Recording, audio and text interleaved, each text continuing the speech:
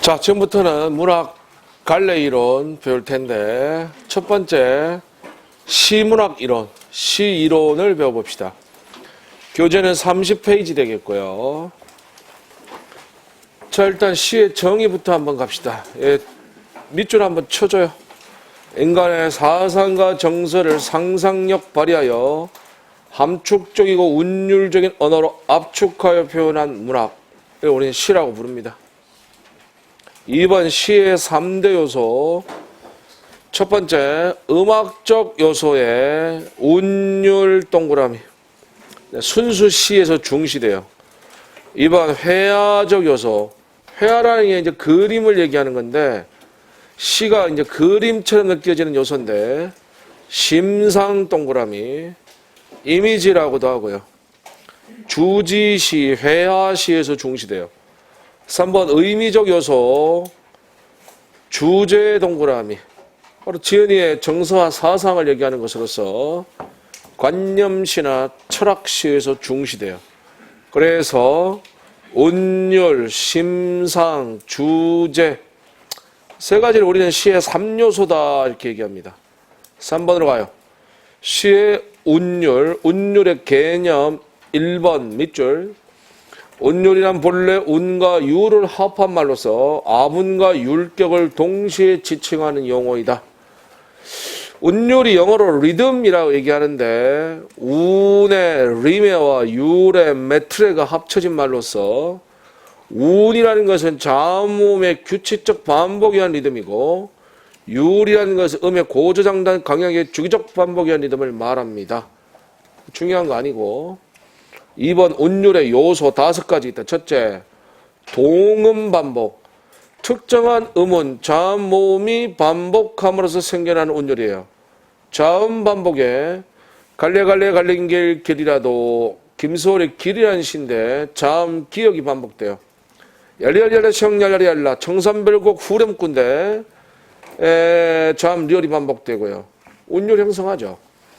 모음 반복도 있다. 김영랑의 돌담에 속삭인 햇발같이 해서 오늘 하루 고요히 고음 봄길 위에 모음 오가 반복돼요. 2번 음수 반복, 즉 음절수, 글자 수가 반복돼서 운율을 형성한다. 김소월 시인의 개여울의 노래라는 시인데 그대가 바람으로 생겨났으면 달 돋는 개여울의 빈들 속에서 내 옷의 앞자락을 불기나 하지 이렇게 돼서 글자 수가 7자 5자가 반복돼서 운율을 형성해요. 3번 음성 상징 밑줄, 의성어 의태어까지 밑줄. 의성어 의태어를 우리는 음성 상징이라고 부르는데 이것도 운율을 형성한다. 새빨간 능금을 똑 따지 않으렵니까? 능금이 뭐니? 사과입니다. 사과를 능금이라고 그러지? 예. 요즘은 있는지 모르겠는데 대구에 능금 아가씨 선발대 없어졌나? 똑 이런 거. 12법 긴 치마가 사르르 물결 친다. 사르르 이런 것들도 운율 형성해. 4번은 별표. 통사 구조.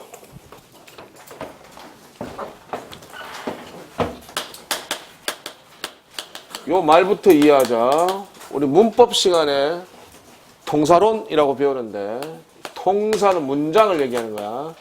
그러니까 통사 구조는 문장 구조를 이야기해요. 그래서 각각나 비슷한 문장을 규칙적 반복에 의해서 운율이 또 형성한다.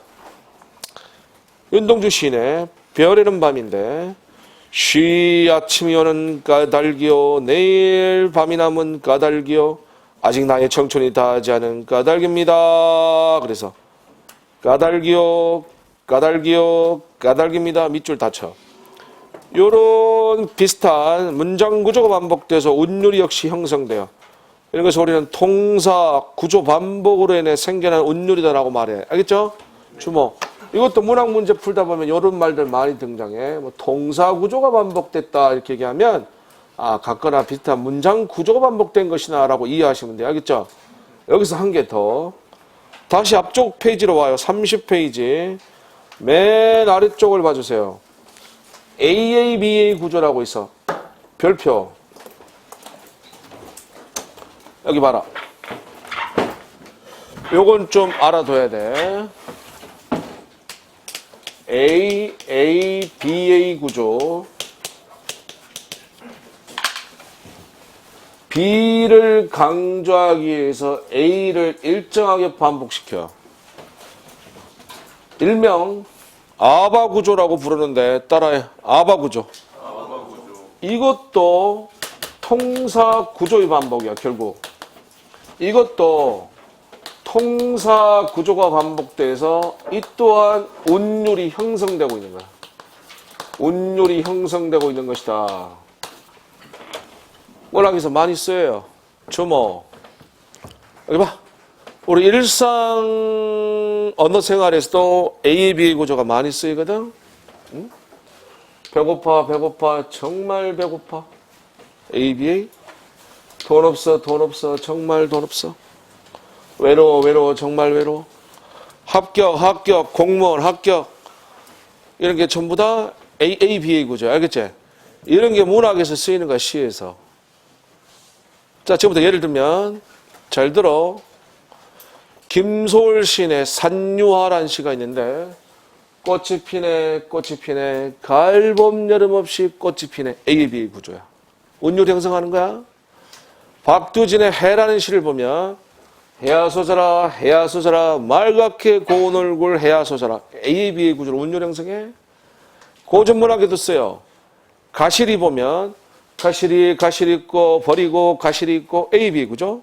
천삼백곡 보면, 사르리, 사르였다, 정산에 사르였다, ABA 구조. 시집살이 노래 민요도 보면, 형님, 형님, 사촌 형님, AABA 구조로 되어 있다.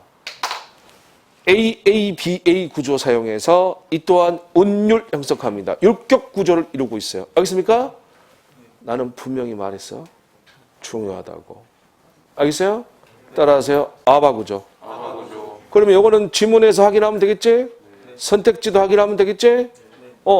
A, B, A 되는지 확인하면 돼.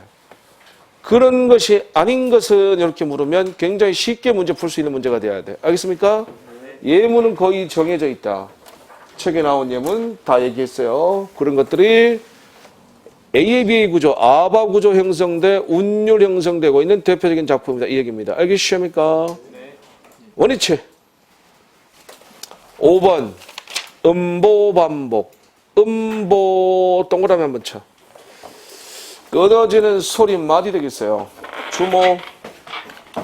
자, 용어의 개념부터 좀 잡고 가면 시에서 음보라는 말이 있는데 음보라는 말은 영어로는 이제 푸트 또는 템포 이렇게 부르고요. 소리 음자 걸음 보자 써서 소리의 걸음 즉 소리의 마디를 얘기해. 이걸 우리 음보라 그래. 그래서 이거는 자신이 원하든 원하지 않든 간에 숨을 쉬는 호흡의 단위와 일치하는 것이다. 이런 것을 우리는 음보다 이렇게 불러요. 따라하세요. 음보.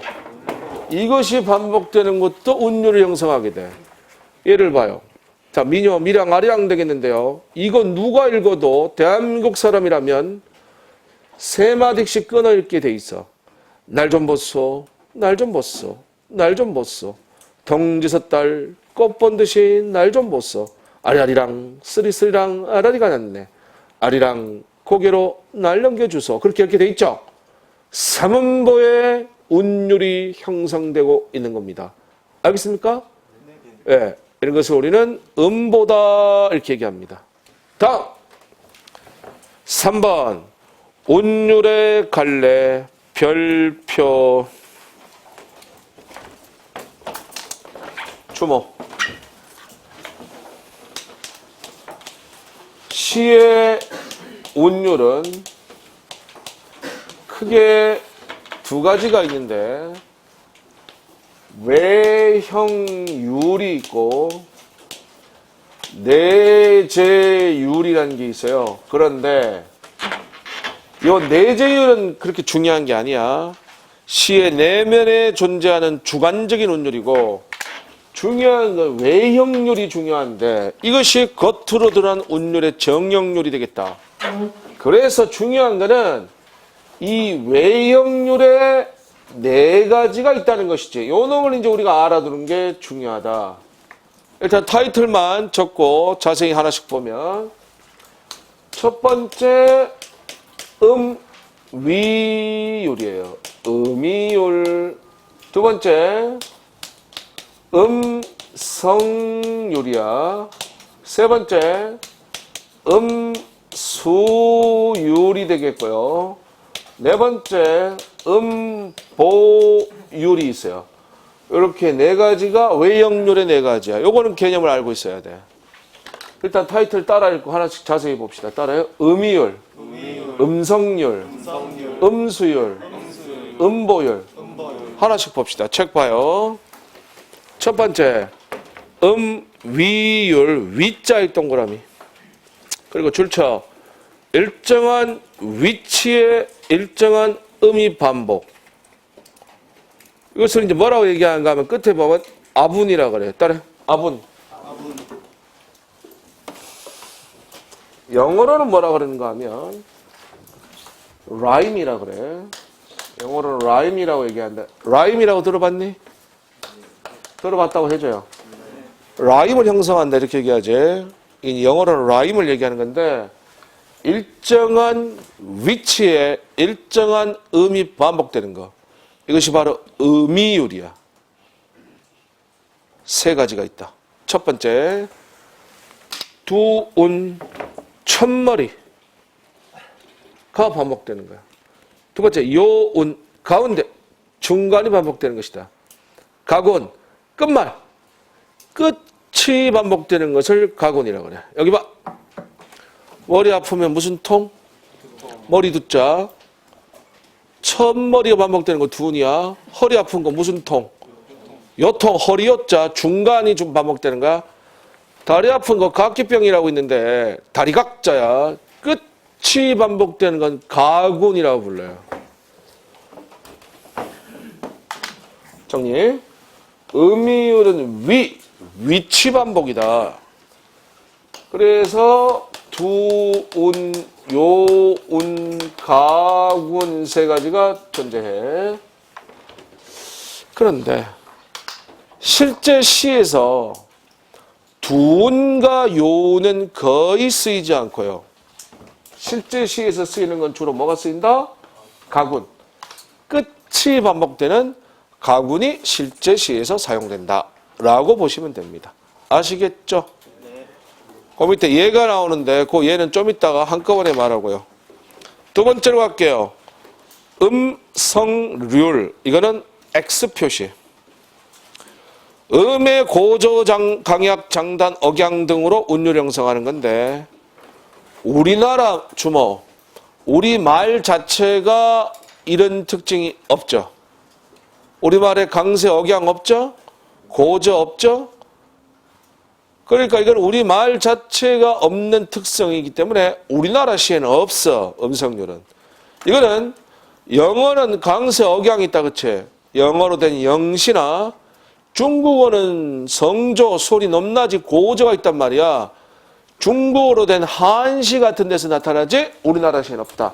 그러니까 음성률은 X다. 이거는 우리나라 시에는 없다. 영시나 한시에서 나타난다. 이렇게 생각하면 돼. 주목 여기 봐주세요.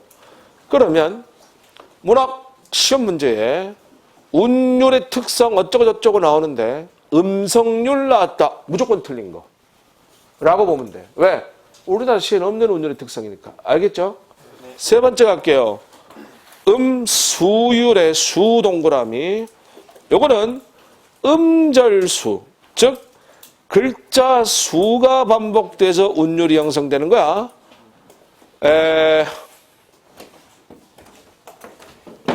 이거는 수. 글자 수의 반복이다. 이렇게 생각합니다. 자, 주로 이제 어떤 것들이 존재하는가 하면, 여기 봐. 3, 2조.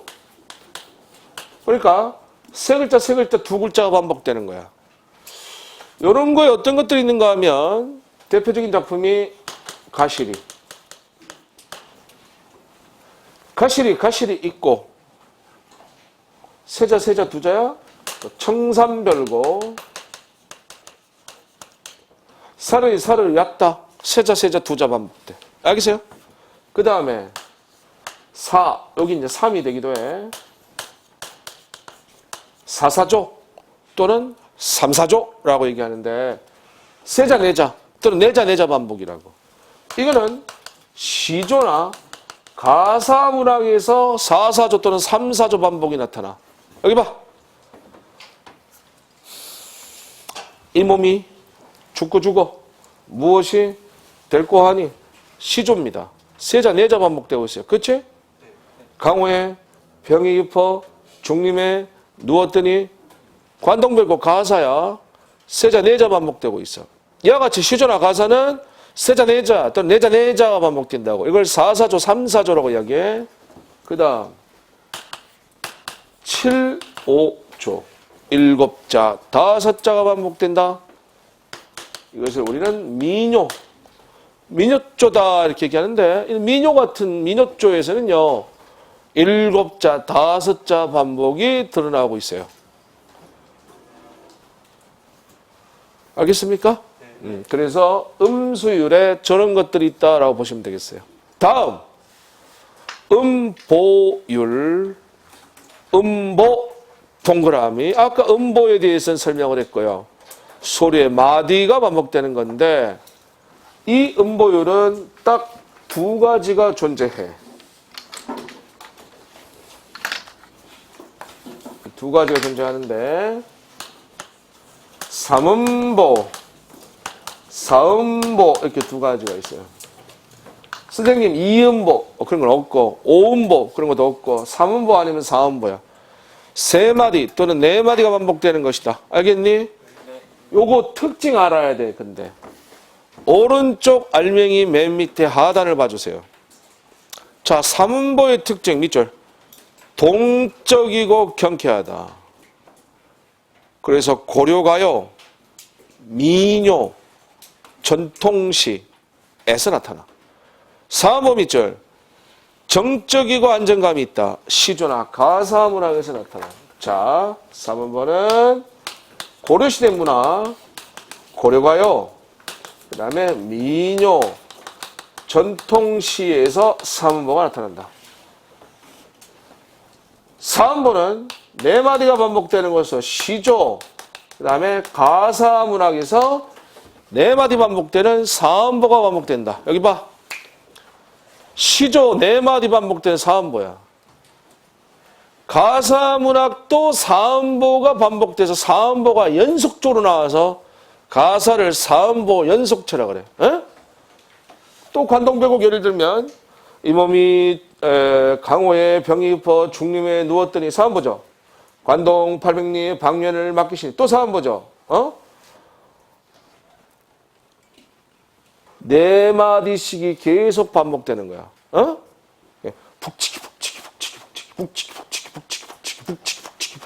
쉽게 말해서 이런 거야. 4음보가 연속적으로 나타나고 있다. 4음보 연속체라 그래.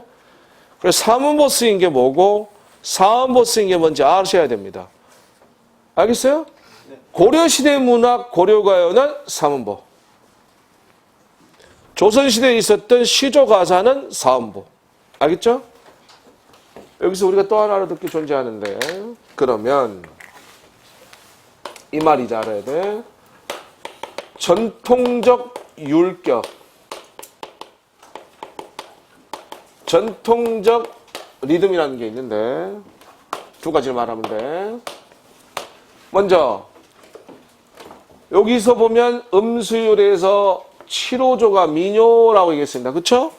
저게 전통적인 율격이야. 그러니까 7자, 5자가 쓰이는 7호조의 음수율을 지는 거.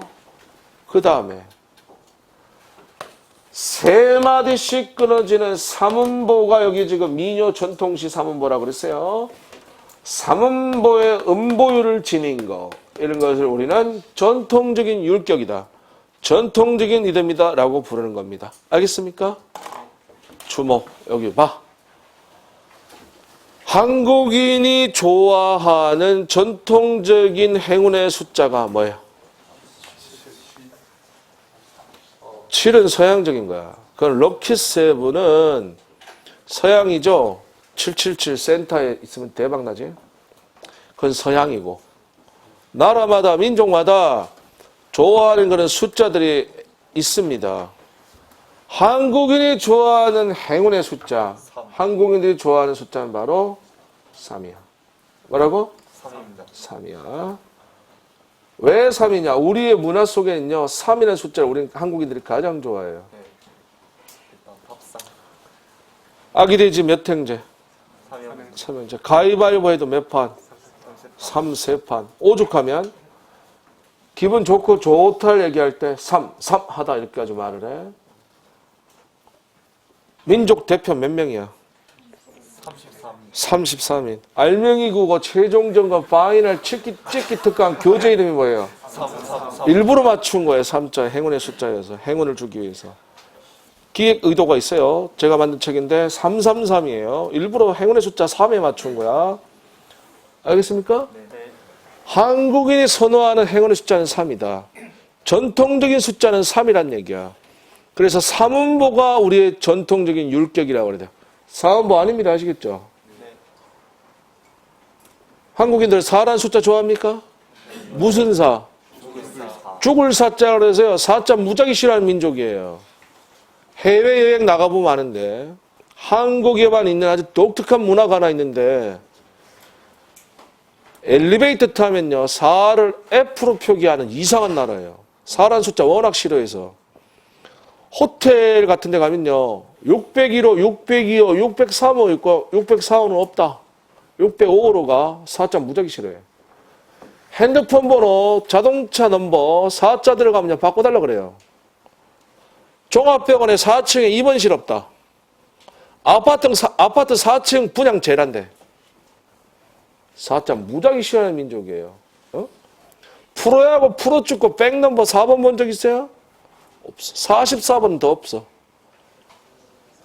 4자 무지하게 싫어하는 민족이야. 죽을 4자라 그래가지고. 근데 4를 좋아하는 민족이 있어. 중국인들이 4자 좋아해. 주역에서 나온 안정적인 숫자라 그래서요. 중국인들은 4자를 선호해. 그래서 중국 문학 한시 같은 거는요. 4줄, 8줄, 16줄로 가. 4줄로 된 걸 절구라 그러고 8줄로 된 걸 율시라고 부르거든. 중국인들이 4자 좋아해. 그래서 시조하고 가사는 사음보야. 고려가요랑 우리의 전통심 인연은 삼음보로 돼 있어. 3마디씩 끊어진다고 보시면 되겠습니다. 알겠습니까? 그래서 전통적인 율격은 7호조의 음수율과 삼음보의 음볼이다 라고 말할 수 있다. 이 말씀이에요. 알겠어요? 그러면 거기 이제 예를 봅시다. 중간에 있는 31쪽의 예문 바로 김소월 시인의 진달래꽃이에요. 그거 확인할게요. 나보기가 끊어 역겨워 끊어 가실 때에는 끊고 말없이 끊고 고이번에 끊고 들이오리다 끊고 들이오리다에 리다 밑줄 치고 연이 바꿔서 영변에 끊고 약산 끊고 진달래꽃 끊고 아름다다 끊고 가시길에 끊고 뿌리오리다 끊고 뿌리오리다에 리다 밑줄 치고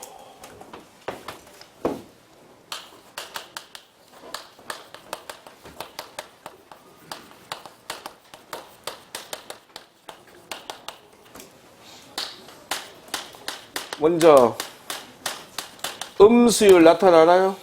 나타나죠? 글자 수 어떻게 돼요? 7자, 5자, 7호조의 음수율 나타난다. 두 번째, 음이율 나타나나요? 네, 리다, 끝이 반복되는 가군 나타나죠? 그 다음 세 번째, 음보율 나타나나요? 네, 3마디씩 끊어지고 있지? 삼보가 되겠고요. 4번, 음성률은 있다, 없다? 우리나라 시에는 없다, 이렇게 보시면 돼요. 알겠습니까? 아주 쉽게 시험 나오면요. 이런 시험 문제도 예상이 돼요. 김소월의 진달래꽃 지문 줘요. 다음 시에서 확인할 수 없는 운율은 1번, 2번, 3번, 4번. 무조건 답은 음성률 4번 가면 돼. 알겠어요? 네. 그러면 이거 기출문제인데 김소월의 진달래꽃을 이렇게 말했어요. 삼음보의 민요시로 전통적 율격을 살리고 있다. OX. 맞아요? 맞다. 그치? 전통적 율격 그러면 뭐라고 그랬어요? 7호조의 음수열. 7호조 나타나죠? 3음보의 음보열. 3음보 나타나지. 그치? 그럼 이런 걸 우리는 전통적 율격이다 말하는 거야. 김소월 진달래꽃. 그래서 이런 걸 전통시라고 부르는 거고. 알겠습니까? 네. 만약에 3보로 된 작품이다. 이걸 갖다가 전통적 율격이다 그러면 OX. X. 4음보는 전통적 율격이 아니다. 4자 싫어한다 그랬어요? 알겠습니까? 네. 31쪽에 하나만 더 보고 갑시다. 오른쪽 알맹이에 시의 내용 요소라고 1, 2, 3, 4, 4개 있는데 2번 제재의 담이 줄쳐. 가장 중심되는 소재를 제재라 불러요. 말 뜻 알고 가자는 취지야. 다시 한번. 제재는 뭘 얘기한다? 중심 소재. 자, 중심이 되는 소재. 중심 소재가 바로 뭐다? 제재. 주목. 이 시의 제재는 이렇게 물으면요. 이거는 중심 소재를 얘기하는 거야. 알겠습니까? 주목. 예를 들어 빵을 만들어요. 자, 빵이 시라고 예를 듭시다. 빵을 만드는 여러 가지 재료들이 있겠지. 어? 이것들이 소재야. 자, 빵 만드는데 필요한 재료들이 뭐야? 밀가루 있겠고, 우유도 있겠고, 설탕도 있고, 베이킹 파우더도 있겠고, 등등 여러 가지 있겠죠? 이 많은 재료들 중에 제일 중요한 재료는 뭐야? 밀가루지. 그치? 이게 중심 소재야. 그럼 이 중심 소재를 이제 뭐라 부른다는 얘기야? 제재. 이렇게 말하는 거야. 알겠어요? 넘겨. 32쪽. 2번 내재율. 네, 이거는 시의 내면에 존재하는 주관적, 정서적 운율이다. 이건 시마다 다 다르다 이렇게 얘기할 수 있어요. 4번으로 가요. 시의 심상. 1번 심상의 개념 밑줄. 심상이란 언어에 의해 마음속에 재현된 사물의 감각적 영상을 가리킨다. 좀 더 쉽게 가봅시다. 네, 심상 이렇게 되면 시적 대상을 구체적으로 실감나게 나타내는 것. 이것을 우리는 심상이다 이렇게 부르고요. 영어로는 이미지다 이렇게 얘기하는 거예요. 알겠습니까? 아래쪽 2번. 심상의 표현 방법 별표. 이건 좀 알아둬야 돼. 그러면 이런 심상의 표현 방법이 있어. 다른 말로 제시 방법이라고 돼. 심상의 표현 방법에 세 가지가 존재한다. 예를 들어볼게요. 여기 봐요. 주목. 여기 지금 분필 지우개가 있어. 얘를 갖다가 시적 대상이라고 합시다. 이것이 시적 대상이야. 첫 번째 방식은 가장 손쉬운 방법인데 이 분필 지우개를 그림을 그리듯이 구체적으로 자세히 나타내는 방법이 있어. 색깔은 어떻고, 감쪽은 어떻고, 냄새는 어떻고, 맛은 없겠죠? 이와 같이 그림을 그리듯이 구체적으로 자세히 나타내는 것을 묘사적 심상이라고. 두 번째 방식. 시적 대상인 분필 지우개를 실감나게 나타내기 위해서 다른 걸 하나 끌어온다. 만약에 두부가 있어. 두부가 네모나잖아. 얘를 끌어와서 두부 같은 분필지우개라고 그랬어. 좀 이상하긴 한데. 이때 시적 대상 분필지우개는 원관념이 되고 끌어온 두부는 매개물이 돼서 얘가 이제 보조관념이 돼. 그래서 원관념의 특성을 보조관념에 빗대어 제시하는 거야. 그 두부를 통해서 실적 대상인 분필지우개를 실감내게 나타내. 이때 여러 가지 방식들이 또 쓰이겠지. 이것을 이름하여 비유적 심상이라고 그래. 이때 이제 우리가 배운 비유법들, 직유, 은유, 의인과 같은 비유법들이 사용될 수 있다. 요거는 비유적 심상이야. 세 번째 방식. 분필 지우개가 지니고 있는 상막하고 황량함을 나타내고 싶어. 요거를 드러내고자 상막함과 황량함을 나타내는 도시의 고층 빌딩이 있다고. 도시에 세워져 있는 고층 빌딩들, 상막하고 황량하다. 에? 요 고층 빌딩이 지니고 있는 상징적 의미를 통해서 요것을 통해서 분필 지우개가 지니고 있는 상막과 황량함을 드러내고자 해. 이때는 원관념은 숨어 있고 매개물의 상징적 의미로 암시하는 거야. 이 세 번째 방법을 상징적 심상이라고 해. 상징을 사용하는 거지. 세 가지가 있다 이런 말씀이야. 따라하세요. 묘사적 심상, 비유적 심상, 상징적 심상. 시험 문제는 이렇게 나와. 다음 중 심상의 표현 방법이 다른 하나는 셋 중에 구별, 또는 보기에 시를 주고 보기에 시의 어느 부분을 표시해 놓고 다음 보기에 제시된 A 부분에 나타난 심상의 제시 방법과 가장 유사한 것은, 이런 식으로 내는 게 문제의 패턴이에요. 세 가지 아셔야 돼요. 알겠습니까?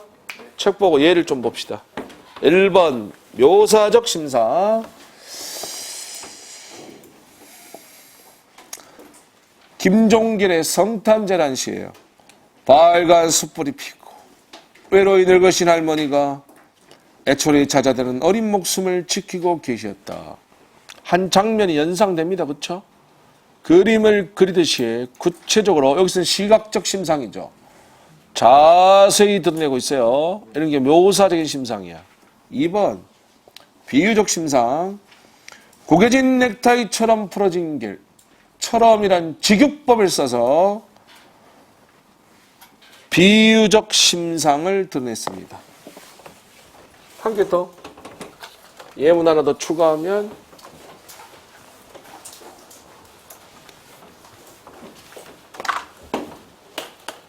구름에 달 가듯이 가는 나그네.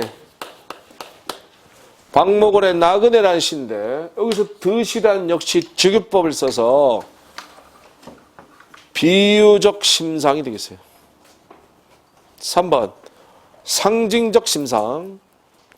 뺏긴 들에도 봄은 오는가. 네, 여기서 뺏긴 들은 뺏긴 국토, 조국이고요.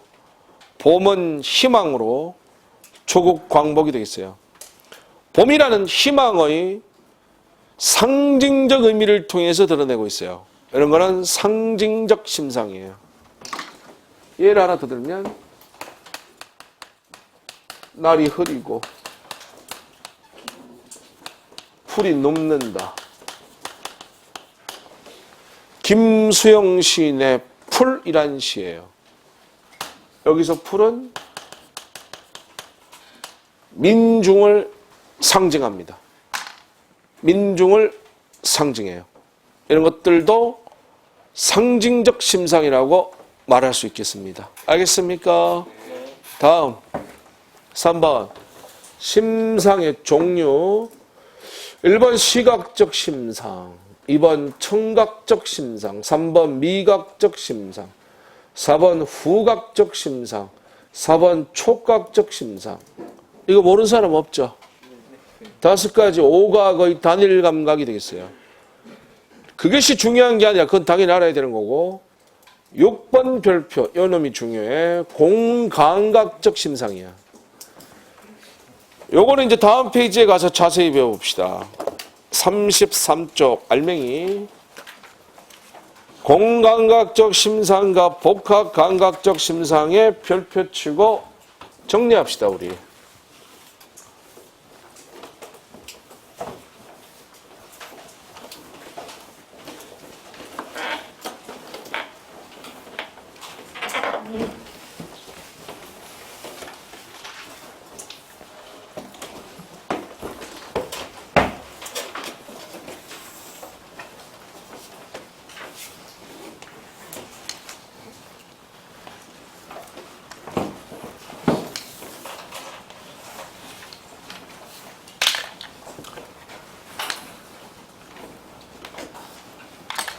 먼저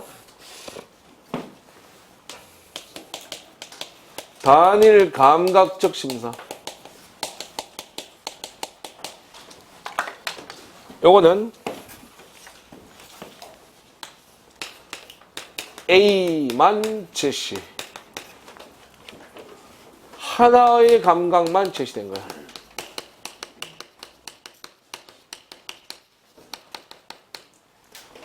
시각, 청각, 후각, 미각, 촉각 5개 5각의 하나의 감각, 단일 감각적 심상이다. 두 번째. 이게 중요한 건데 바로 공감각적 심상이야.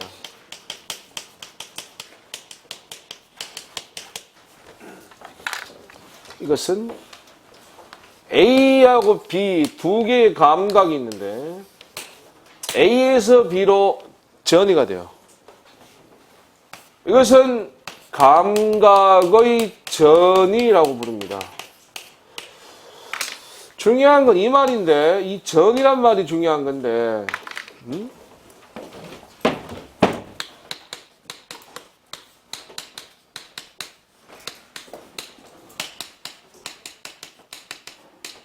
한자로 쓰면 이렇게 쓰는데, 구를 전자에 옴결 있자인데, 우리 일상에서도 전이란 말 쓰죠? 예? 옮겨서 전해졌다는 뜻이지? 에? 간암 걸렸는데 폐암으로 뭐 됐다 그래? 전이 됐다 그러지? 옮겨서 전해지는 게 전이야. 그래서 이거는 한 감각이 다른 감각으로 옮겨 전해지는 전이가 이루어져. 그래서 뭐뭐의 뭐뭐화 이런 양상을 띠게 돼. 여기 앞에가 본래 이미지, 뒤에가 전이된 이미지야. 이런 것을 우리는 공감각적 심상이라고 부른다. 세 번째, 복합감각적 심상.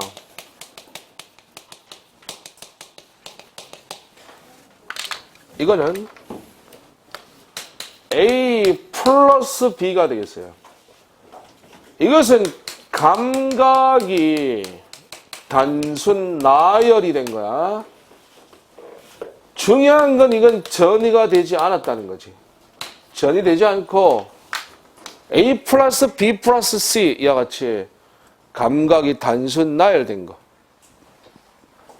이 두 가지의 구별 포인트는 전이의 유무가 되겠어요.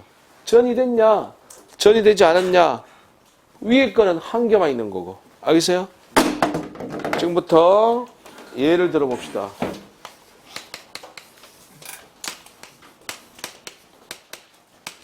김광균의 외인촌에 나오는 푸른 종소리 대표적인 예문이야.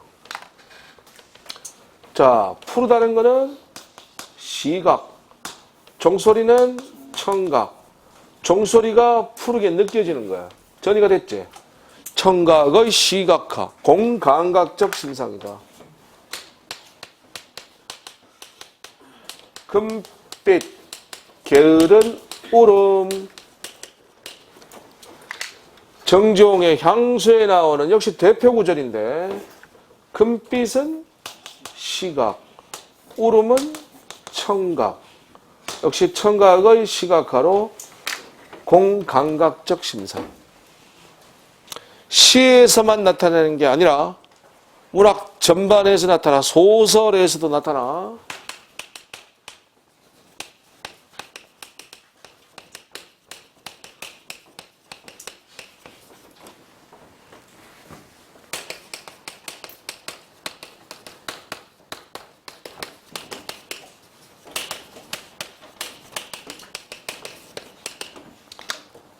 이효석의 메밀꽃 필 무렵에 나오는 구절인데 방울 소리가 딸랑딸랑 메밀밭 아래로 흘러간다. 방울 소리가 딸랑딸랑 청각. 메밀밭 아래로 흘러간다. 시각, 눈으로 보는 시각. 청각의 시각화가 이루어지고 있다. 이런 것이 바로 공감각적 심상이다. 듣고 있니? 그런데 말입니다. 쉬고 보드랗고 빨간 딸기. 시다는 것은 미각, 보드러운 거는 촉각, 빨간 거는 시각. 이건 전이가 됐나요? 아니죠. 이거는 단순 나열이야. 미각, 촉각, 시각이 전이 되지 않고 단순 나열이 되어 있는 것이다. 이런 건 복합 감각적 심상이야.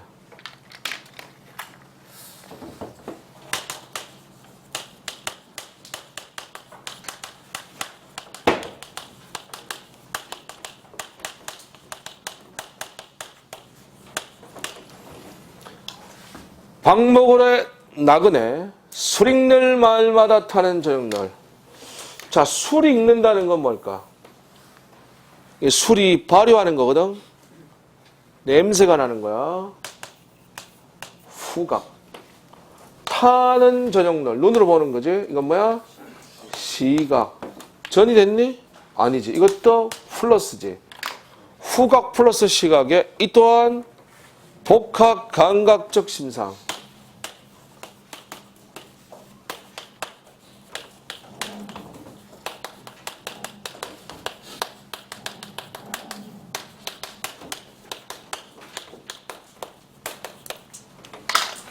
둥기동 줄이 울면 초상간 달이 뜨고. 둥기동 줄이 운다는 것은 청각. 초가상간 달이 뜬다는 것은 시각. 근데 얘 따로지? 따로지? 청각 플러스 시각이야. 전이 되지 않았으니 이 또한 뭐라고 말하는 거야? 복합 감각적 심상이라고 말하는 거야. 듣고 있습니까?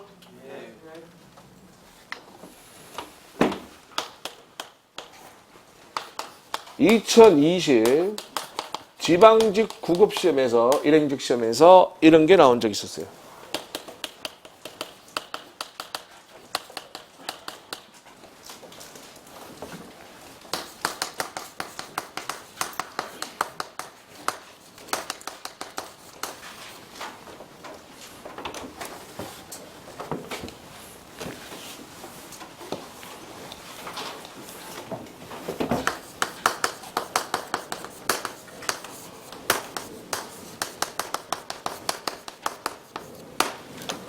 한민복의 그 샘이라는 시인데 미나리가 푸르고 감자는 잘도 썩어 구린내 훅 풍겼지요.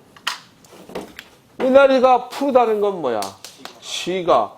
감자는 잘도 썩어 구린내 훅 풍겼다는 것은 냄새, 후각. 이게 전이가 됐니? 각각이지. 미나리 푸른 거랑 감자가 썩어 냄새 나는 거랑 이것도 시각 플러스 후각이니까 뭐라 그래야 돼? 복합 감각적 심상이라 해야 되지? 근데 이거를 갖다가 공감각적 심상이라고 해서 거기에 틀린 거로 답이었던 문제가 있었어 올해 2020년에. 책 좀 보세요. 이제 확인합시다. 책에 예를 더 볼게요. 1번 공감각적 심상은 감각의 전이 A 하살표 B로 뭐뭐이 뭐뭐하다. 푸른 종소리 청각의 시각화, 태양의 즐거운 울림 시각의 청각화, 관이 향기로운 너는 시각의 후각화. 간혹 가다가 질문하러 오는 사람들 있는데 선생님 어떤 건 앞에서 뒤로 가고요, 어떤 건 뒤에서 앞으로 오고요, 방법이 있습니까? 그건 중요한 게 아니야. 알겠지? 전이의 방향에 대해서는 시험 문제 나오지 않아. 그거는 생각하는 사람에 따라 다를 수도 있고, 중요한 건 전이 유무가 되겠어요. 전이 됐냐가 중요한 거지, 앞에서 뒤로 가고 뒤에서 앞으로 가고 전의 방향에 대해서는 궁금할 필요가 없다. 이 말씀? 나는 향기로운 님의 말소리 기먹고, 이건 청각의 후각화. 매운 계절에 채찍이 갈겨 촉각의 미각하 금빛 게으른 얼음 청각의 시각하로 이것들은 다 공감각적 심상이다. 2번 복합 감각적 심상 단순한 감각의 나열로 A 플러스 B 플러스 C다. 전이 되지 않은 것이다. 오른쪽 알맹이 이거 줄 한번 쳐요. 공감각적 심상과 복합 감각적 심상의 구별은 감각이 전이 되었는지 단순히 나열되었는지 여부로 판단한다. 이 복합 감각적 심상은 예문들이 정해져 있어. 거기 있는 예문 잘 보면 돼요. 먼저 술 읽는 마을마다 타는 저녁널 옆에 적어줘. 나그네 박목원의 나그네라는 시야. 술 읽는 마을은 냄새 후각, 타는 저녁널은 눈으로 보이는 시각, 후각 플러스 시각으로 복합 감각적 심상이야.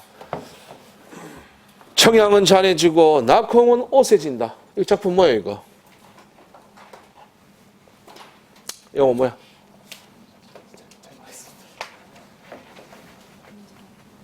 이거 뭐야 이거? 응? 이거 뭡니까? 주모 여기 봐요. 이거 뭔지 대답 못하면 니네 진짜 나쁜 사람들이야. 이 정도는 이제 이 시점 정도 되면요 원활하게 답을 해야 돼. 즉각 즉답이 돼야 될 정도여야 돼. 왜 그런가 하면 여기 봐 주모. 이야기를 앞으로 누차 수도 없이 많이 할 텐데 고전문학에서 반드시 정리해야 될 빅6 6개가 있어. 아무리 공부하기 싫어도 그 6개는 반드시 정리해야 돼야 되거든. 필수 6작품이라는 게 있는데 따라해. 지난 시간에 얘기한 것 같은데 따라해. 상충곡, 면왕정가, 관동별곡, 사미인곡, 송미인곡, 규원가 6개는 반드시 정리해야 돼. 어느 정도 정리해야 되냐? 퍼펙트하게. 어느 장면에 어느 구절이 나와도 그거는 무조건 알아야 돼. 그거 안 하는 사람은요 열일마다 하고 무조건 그거부터 정리해. 6개. 출제가 어마어마합니다 이거. 그거 6개를 정리 안 한다는 것은 시험을 포기한 거나 마찬가지야. 직무유기다.